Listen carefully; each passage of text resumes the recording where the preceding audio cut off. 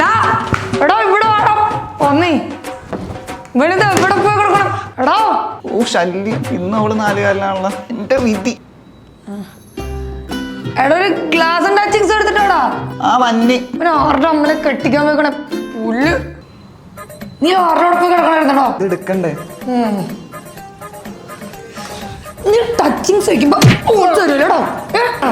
പണിക്ക് പോയിട്ട് ഇത്ര നാളായിടോ, എന്തെങ്കിലും വാങ്ങിച്ച് വെച്ചാലേ ഉണ്ടാക്കി തരാൻ പറ്റുള്ളൂ. എന്നെ പഠിപ്പിക്കാൻ മാത്രമോ?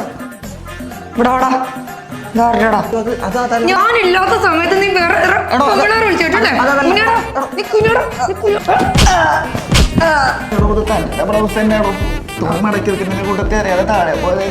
എടാ മോനെ, എന്നാലേ നമുക്ക് റൂമിൽ പോയി കിടക്കാം.